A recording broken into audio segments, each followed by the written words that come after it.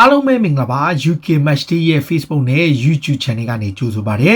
Super Sunday မှာတော့ England Premier League ရဲ့စိတ်ဝင်စားစရာအသင်းကြီးတွေရဲ့ပွဲတွေအပြင်တကယ့်ကိုပွဲကြီးပွဲကောင်းတွေကိုကစားခဲ့ကြတာပါ Super Sunday ရဲ့အစောဆုံးပွဲအဖြစ်လန်ဒန်မြို့ကဖူဟန်ရဲ့ကွင်းမှာ Everton ကဝေးကွင်းဖြစ်သွားကစားခဲ့ရတယ်သူပြည့်လိပွဲမှာ3ပွဲဆက်ရှုံးထားကာလိုအန်ချယ်လိုတီအတွက်တကယ့်ကို PR တွေအများကြီးနဲ့ရင်ဆိုင်နေရတဲ့အချိန်သူတို့အတွက်လည်းတကယ့်ကိုနောက်ထပ်အရေးပါတဲ့နိုင်ပွဲတစ်ခုကိုပြန်ရခဲ့တာပါကာလိုအန်ချယ်လိုတီအသင်းမှာအခုပွဲပယ်ခံထားရတဲ့ Richarlison ပြန်လာလို့ Dominic Calvert-Lewin ရဲ့ Richarlison ရဲ့ James Rodriguez ရဲ့တိုက်စစ်ကပြန်ထွက်လာခဲ့ပြီးတော့ဒီနေ့ပွဲမှာထူးထူးခြားခြားအနေနဲ့3 back ပြောင်းလဲကစားခဲ့တယ်နောက်တန်းမှာတော့ Michael King ရဲ့ Yeremina နဲ့ဟိုဘက်က Banco 3ဆိုတဲ့ဒီအသစ်ခေါ်ထားတဲ့နောက်ခံလူပါ wing back အနေနဲ့ Lucas Digne နဲ့ Alex Iwobi ကိုထားပြီးတော့ကွင်းလယ်မှာ Decore နဲ့ Allan ကိုထားခဲ့ပြီးတော့ Andre Gomes ကိုအောက်ခဲ့တယ်ဖူဟန်ကတော့ Bobby Reed ကိုအထောင်ထားပြီးတော့မှဖူဟန်မှာ Ivan Cavallero ဆိုတဲ့ကစားမတွေလည်းပါဝင်တယ်ဖူဟန်အသင်းအနေနဲ့အမှန်တိုင်းပြောရင် Premier League မှာတော်တော်ကိုစိတ်ပျက်စရာခြေစွမ်းမျိုးပါ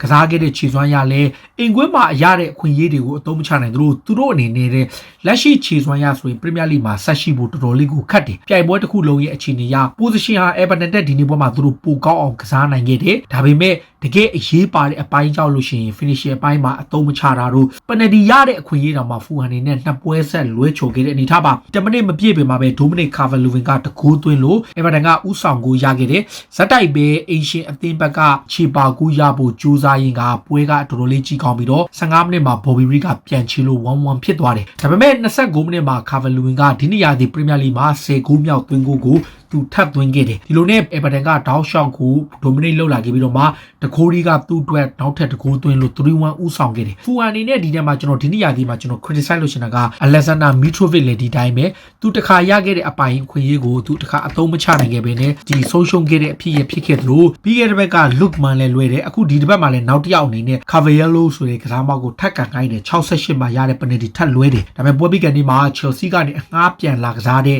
Ruben Loftus-Cheek ကတကူးသွင်းလို့3-2ဖြစ်သွားပေမဲ့ဖူဟန်အတွက်တော့မလုံလောက်ခဲ့ဘူး Everton ဟာဒီနောက်ဆုံး Premier League 6ပွဲမှာ2ဂိုးနဲ့2ဂိုးအထက်ပေးရတာ6ပွဲစတိုက်ရှိပြီဒါဟာ2008ခုနှစ်အောက်တိုဘာနောက်ပိုင်းမှာပထမဆုံးအကြိမ်ပြီးတော့ Everton ဟာဒီပွဲအစပိုင်းမိနစ်တွေမှာပဲဂိုးသွင်းနိုင်တာ10ချိန်မြောက်သွင်းနိုင်ခဲ့တယ်အရင်ကဆိုရင်တော့အများဆုံးအစောပိုင်းမိနစ်တွေမှာဂိုးအများဆုံးသွင်းထားတာက Chelsea ပါ Dominic Calvert-Lewin အတွက်တော့ပထမဂိုးကို45စက္ကန့်မှာသွင်းခဲ့တယ်ဒါသူ့အတွက်ဒီနေ့ရာသီမှာသူစုစုပေါင်း10ဂိုးသွင်းထားပြီးတော့ခြေစွမ်းပြခဲ့သလိုဖူဟန်အသင်းဘက်ကလည်းစိတ်ပျက်စရာခြေစွမ်းမျိုးနဲ့ပွဲပြီးသွားတယ်ဆိုတော့ဒီပွဲကဖူဟန်အနေနဲ့ဒီအိမ်ကွင်းမှာထပ်ပြီးတော့ရှုံးသွားတော့တန်းဆင်းရမယ့်အခြေအနေတောင်တော်တော်လေးကိုအခြေအနေဆိုးလာပြီနောက်ထပ်တစ်ပွဲကတော့ Sheffield United နဲ့ West Ham ဆိုတော့ဒီပွဲမတိုင်ခင်မှာကျွန်တော်ရဲ့လန်ဒန်မှာရှိတဲ့ကျွန်တော်ရဲ့ West Ham တင်ငယ်ချင်းမိတ်ဆွေတယောက်ရှိတယ်။အဲဒါကတော့ငါတို့အသင်းက Sheffield United ကို AEC နိုင်သွားမှာပဲ။ဒီနေ့ရာသီမှာငါတို့အသင်းရဲ့အခြေအနေဘာညာနဲ့ကျွန်တော်မနက်ကတော့ပြောခဲ့ရင်းနဲ့တကယ်တမ်းမှာ Sebastian Haller သူကိုယ်တိုင်ပြောတယ်မီခဲအန်တိုနီယိုမရှိတဲ့တိုက်စစ်ပိုင်းမှာအားနေနေပေမဲ့ Haller သွေးလိမ့်မယ်ဆိုပြီးသူကပြောတယ်။သူကတော့ 2-1 လို့ပြောတာပါ 1-0 လို့မပြောဘူး။ဒါပေမဲ့ဒီပွဲမှာ Sebastian Haller ကို David Moyes ကနေရာပေးပြီးတော့ Pablo Fornal နဲ့ Haller ရဲ့ Jarrod Bowen ထားပြီးတော့မှ Soucek ရဲ့ Declan Rice နဲ့ West Ham ကထွက်လာတယ် Sheffield United ကဒီနေ့ရာသီမှာ Matt Goldrick တို့အဓိကမူစေတန်ရနေတာဟာသူတို့အတွက်တော်တော်ကိုနစ်နာတာမူစေဟာပြီးခဲ့တဲ့ရာသီ Sheffield United ရဲ့အဓိကကစားမဖြစ်သလိုဂိုးတွေတော်တော်များများကိုလည်းသူပဲတကယ်ပွဲကြီးတွေမှာသွင်းတာဒါပေမဲ့လက်ရှိနေထားရ Sheffield ဟာ Premier League သမိုင်းမှာတော်တော်ကိုအခြေအနေဆိုးနေပြီးရာသီစ9ပွဲမှာတင်နိုင်ပွဲလုံးဝမရှိတဲ့အခြေအနေဖြစ်သွားတယ်တလုံးသေးသောအနိုင်ဂိုးကို56မိနစ်မှာ Sebastian Haller ကသွင်းခဲ့တာသူ့အတွက် area ပြင်ပကနေသွင်းတာဒါပထမဆုံးချိန်သူ့ရဲ့ကစားမဘဝမှာဆိုတော့ရာသီစစုစုပေါင်း9ပွဲမှာသူကအဆင့်20နဲ့တမတ်ပိတ်ရသေးတယ်ဒါဟာအဆိုးဝါးဆုံးအခြေအနေကိုရင်ဆိုင်ရတာပါ Super Sunday ရဲ့တတိယပွဲမှာတော့ Arsenal နဲ့ Leeds United တို့က Ellen Road မှာကန်ရတယ်ဒီကွင်းမှာတော့2003-2004နောက်ပိုင်းပထမဆုံးချိန်သူတို့ပြန်တွေ့တာပါ Arsenal အသင်းအတွက်ဒီနေ့ပွဲမှာproper game plan နဲ့လာခဲ့ပေမဲ့မထင်မှတ်ဘဲနဲ့တောင်ပန်ကစားမနီကိုလာဖက်ပေကစီလီအမားတစ်ခုဖြစ်တဲ့ခေါင်းချင်းသွားပြီးတော့သွားတိုက်လိုက်တဲ့အခါမှာပြိုင်ဘက်ကစားမပေါ် Ilioski ရဲ့ Oscar Shot နဲ့ထုတ်ခံလိုက်ရတယ်ဒါပေမဲ့ဒါဟာ Oscar Shot နဲ့ထုတ်ခံရသည့်တိုင်အောင် Arsenal ဟာနံပါတ်1မပါနတ်မှုကစားမတွေရဲ့ discipline အားနည်းမှုနဲ့နောက်တစ်ခုကနီကိုလာဖက်ပေရဲ့စိတ်လိုက်မှလုပ်တဲ့တည်င်းကအချက်လေးဟာကိုအသင်းတစ်သင်းလုံးကိုဒီတက်ပိုအခက်တွေ့သွားစေတယ် Leeds ကဘောလုံး position 60ရာခိုင်နှုန်းကျော်ထိ Arsenal ကို dominate လုပ်ခဲ့ပြီးတော့ဂိုးသွင်းခွင့်တွေ chance after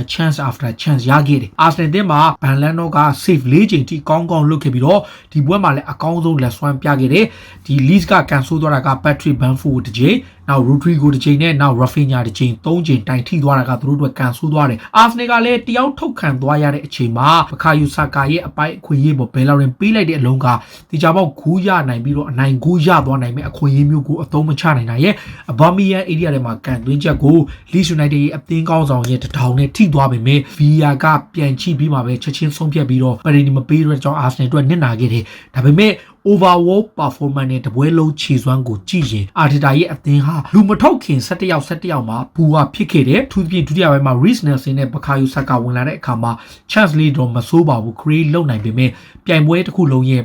့မိနစ်90 performance နဲ့17ယောက်ရှိတဲ့အချိန်မှာ Arsenal ကအားနေခဲ့တယ်။ Leeds ကတော့ Arsenal ကိုဒီနေ့ရာသီတွင်းမှာဘယ်အသင်းမှဆွမ်းဆောင်နိုင်ခြင်းမရှိတဲ့အမှတ်တမ်းတစ်ခုကိုသူတို့ဆွမ်းဆောင်ခဲ့တယ်။အဲ့ဒါက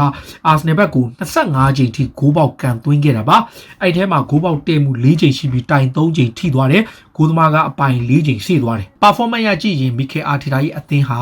under performance ဖြစ်ခဲ့တယ်။ဒါပေမဲ့တောင်ပန်က Kieran Tierney ရော Hector Bellerin တို့တော်တော်လေးကောင်းခဲ့ပေမဲ့တိုက်စစ်မှုအဘာမီယန်အတွက်တော့တယောက်ထုတ်ခံလိုက်ရတဲ့အခြား center forward အဖြစ်ကစားရနေတဲ့အချိန်မှာသူ့ရဲ့အသင်းပေါ်ဖတ်ဖေရဲ့အနီးကပ်ကြောင့်ပဲသူတို့တော်တော်လေးကို waste ဖြစ်သွားတယ်။ဒါ Leeds တော့ performance ရကြည့်ရင်ကျေနပ်သိပေမဲ့ဂိုးကလွဲရင်ကျန်တာတွေအားလုံးက Leeds ရဲ့အကောင်းဆုံး performance တစ်ခုပြခဲ့တယ်။ Arsenal ဘက်တော့ Mikel Arteta လက်ထက်နောက်ဆုံးအဝေးကွင်း15ပွဲမှာ6ပွဲ clean sheet ထိရခဲ့ပေမဲ့သူ့လက်ထက်မှာပဲအနီးကပ်9ချိန်ထိပြခန့်ထားရတယ်။ဒါဟာခန်းစစ်ပိုင်းအတွက် discipline ကောင်းတယ်လို့ပြောလာပေမဲ့ဒီမလိုအပ်ပဲနဲ့အနီးကပ်တီးပေးရတာတော့ဒါကိုအားထက်တာအနေနဲ့ပို့ပြီးတော့ပြန်ပြင်သင့်တယ်ဒါမှလည်းအသင်းအနေနဲ့လက်ရှိတယ်ဒါပေမဲ့ပိုဆိုးတာက1986-89ခုနှစ်နောက်ပိုင်း Arsenal ဟာ Premier League မှာရာသီစ9ပွဲအပြီးမှာသွင်းကို9ပဲရှိသေးတယ်ဒါဟာအဲ့ရာသီတုန်းက6ဂိုးသွင်းခဲ့တဲ့နောက်ပိုင်းမှာပထမဆုံးချိန်ဒါသူတို့အနေနဲ့ struggle ဖြစ်ပြီးတော့အရန်ကိုဂိုးရဖို့ခက်နေတာပါ Arsenal အသင်းနဲ့ Mikel ကအတွက်ဒီနေ့ရာသီတွင်းပထမဆုံး draw ဖြစ်ခဲ့ပေမဲ့သူတို့အတွက်တော့မကြည်နဲ့ခဲ့သလိုLeeds United ကလည်းမိနစ်40လောက်ထိတယောက်သားနဲ့ကစားရင်းကတေချသွားတာလေသူတို့အတွက်လည်း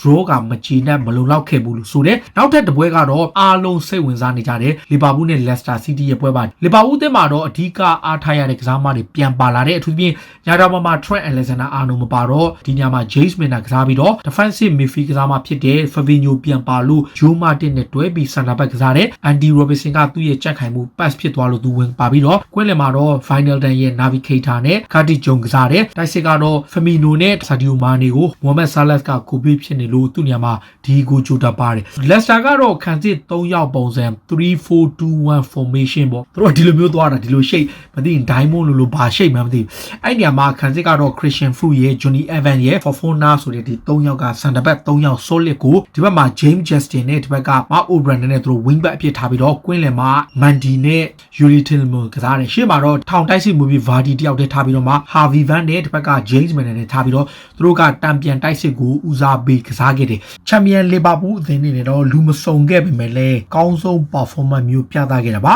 Leicester ဟာဒီပွဲမတိုင်ခင်ထိကို Premier League မှာဝေးကွင်းပွဲတိုင်းနိုင်ထားပြီးရလက်ကောင်းနေတယ်။သူသဖြင့် Emirates ကွင်းမှာနိုင်ထားတယ်ပြီးတော့မှ Manchester City ရဲ့ Etihad ကွင်းမှာလည်းနိုင်ထားတဲ့အချိန်လီဗာပူးကိုကောင်းကောင်းတုံ့ပြန်ကစားမယ်လို့ပြီးအားလုံးကမျှော်လင့်ထားတာပါ။ဒါပေမဲ့ယာဂန်ကလော့ရဲ့အသင်းကအကောင်းဆုံးဆက်တက်ဖြစ်ခဲ့သလိုကန်ကောင်းတာကလည်းခံစစ်ပိုင်းက Fabinho ပြန်ပါလာတာဟာလီဗာပူးခံစစ်ကိုပိုကောင်းစေခဲ့တာပါ။လီဗာပူးအတွက်အမှန်တိုင်းပြောရင်ဒီနေ့ပွဲမှာတကယ့်ကိုအကောင်းဆုံးခြေစွမ်းပြခဲ့သူကဂိုးမရခဲ့ပေမဲ့လည်း Sadio Mane တော်တော်လေးကောင်းခဲ့တယ်။ဂိုးရခဲ့တဲ့ Diego Jota, Firmino နဲ့တသင်းလုံးရဲ့ performance အကောင်းဆုံးပြခဲ့တာ။ Leicester ဘက်ကသူတို့ရဲ့ game plan တိုင်းကစားခဲ့တဲ့ခံစစ်ကိုတေချာပြင်ဆင်ပြီးမှတံပြန်တိုက်စစ်နဲ့ hit မဲ့ပုံစံဟာအလုံးမဖြစ်ခဲ့ဘူး။ဒါပေမဲ့လီဗာပူးကိုဥဆောင်ကိုပေးခဲ့ရပေမဲ့ Leicester ဘက်ကချီပါကိုပြန်ရနိုင်မဲ့အခွင့်အရေးကို Harvey Barnes အသုံးမချတာကလည်းပွဲရဲ့အလှည့်ပြောင်းလဲတစ်ခုဖြစ်တယ်။နောက်တစ်ခုကလီဗာပူးကတောက်လျှောက်ဖိထားရင်ကဒီပထမပိုင်း22မိနစ်မှာရတဲ့ down ကန်ဘိုးကို Johnny Evans ကိုသွင်းလိုက်တယ်ခုကိုပြန်သွင်းသွားတာဆိုတော့ Evans အတွက်ဆိုတော့ Premier League သမိုင်းမှာအုံးကိုသွင်းတဲ့သူ့ရဲ့ကစားမဘွားမှာ6ဂိုးမြောက်သွင်းတယ်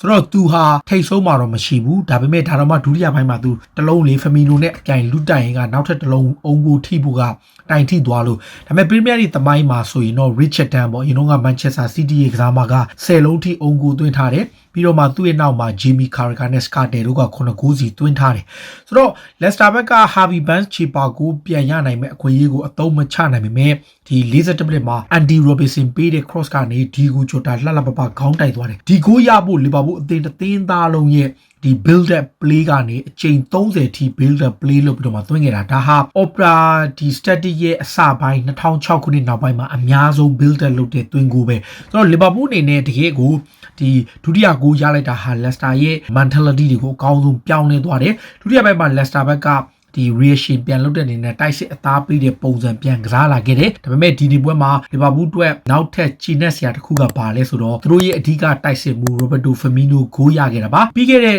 January ကာလာတွေကဂိုးပြောင်းနေပြီးတော့ Liverpool အတွက်2ဂိုးပဲရထားတဲ့ Firmino အနေနဲ့23ပွဲစတိုက်ဂိုးပြောင်းနေမှုကိုသူအဆုံးသတ်နိုင်ခဲ့တာပါဆိုတော့သူ့အတွက်တကယ်ကိုအရေးပါတယ်ပထမတစ်လုံးနဲ့ကသူကန်သွင်းတာဂျိုတာပေးလိုက်တဲ့အလုံးကနေသူကန်သွင်းတာဂိုးတိုင်ထိထွက်တယ်ဂိုးသမားစေးတယ်ဂိုးစီးပေါ်က clear လုပ်သွားတာကြောင့်သူကန်ဆိုးခဲ့ပေမဲ့86မိနစ်မှာ James Milner ရဲ့ထောင်းကန်ဘောကနေလှလှပပခေါင်းတိုက်သွင်းသွားခဲ့တယ်ဆိုတော့ Liverpool အနေနဲ့တေချာပြန်ကြည့်လို့ရှိရင် comfortable နိုင်သွားတာပါဒီအဓိကခံစစ်ပိုင်းမှာ Firmino ပြန်ပါတဲ့အခါ Martin နဲ့ Firmino အတွဲနောက်ဆွဲဆုံးရတဲ့ James Milner နဲ့ကွင်းလင်ကလည်း Liverpool တော်တော်လေးကိုထိန်းချုပ်နိုင်တယ်လို့ Sadio Mane ရဲ့သူ့ရဲ့ impact ကတော်တော်လေးကောင်းတယ်သူဟာ effective ဖြစ်လုံးတယ်ဒီနေ့ဘက်မှာဂိုးမရခဲ့ပေမဲ့သူ့ရဲ့ movement တွေသူ့ရဲ့ effective နောက် Diego Jota အတွက်လည်းပရီးမီယာလိမှာ၄ဂိုးမြောက်သူအိမ်ကွင်း၄ပွဲဆက်သွင်းခဲ့လို့လီဗာပူးကိုလက်စတာလုံးဝမရှင်းနိုင်ခဲ့တာပါဆိုတော့ဒီနေ့နိုင်ပွဲကြောင့်လီဗာပူးအတွက်တော့ပရီးမီယာလိသမိုင်းမှာသူတို့ကိုယ်တိုင်တင်ထားတဲ့အိမ်ကွင်းရှုံးပွဲမရှိစံချိန်တင်ထားတဲ့စံချိန်ကိုစံချိန်ချူးသွားခဲ့ပြီးဒါဟာ64ပွဲမြောက်အိမ်ကွင်းရှုံးပွဲမရှိစံချိန်ပါ2019ခုနှစ်ကနေလက်ရှိအချိန်ထိပါ၄နှစ်ထဲဝင်လာပြီပေါ့လီဗာပူးအနေနဲ့အဲ့ဒီ64ပွဲမှာ53ပွဲနိုင်17ပွဲတည်ကြတယ်ဆိုတော့ဒါဟာတော်တော်လေးကိုကောင်းတဲ့မှတ်တမ်းပါဒီကြားထဲမှာကလစ်ရှိရတာကလီဗာပူးအတွက်အဖိုးတန်နိုင်ပွဲလည်းဖြစ်ပါတယ်စူပါဆန်ဒေးမှာတော့စောပိုင်းပွဲမှာအေဗာတန်ကဖူဟန်ကိုနိုင်ပြီးတော့ဝက်ဆန်ကလည်းအဝေးကွင်းမှာရှက်ဖီးယူနိုက်တက်ကိုနိုင်တယ်လီစ်ယူနိုက်တက်နဲ့အာဆင်နယ်တို့ကဂိုးမရှိသေးကြပြီးတော့လီဗာပူးကဇယားထိတ်ကလက်စတာကိုဂိုးပြတ်နိုင်လို့ဂိုး different နဲ့ Tottenham နဲ့ဒုတိယနေရာမှာရှိတယ်ဆိုတော့ယာကန်ကလော့ရဲ့အသင်းကတဖြည်းဖြည်းနဲ့တီတီငြိမ်ဖြစ်လာသလို Van Dijk တို့ဂျူကူမတ်တို့ခံစစ်မှုတွေမပါဘဲလေသူတို့ဟာအကောင်းဆုံးအသင်းမှာရှိတယ်ဆိုတာကိုပြသနိုင်ခဲ့တာပါဒီကနေ့စီစဉ်ကိုဒီမှာပဲဆုံးသက်ပါစေအားလုံးကိုကျေးဇူးတင်ပါဗျ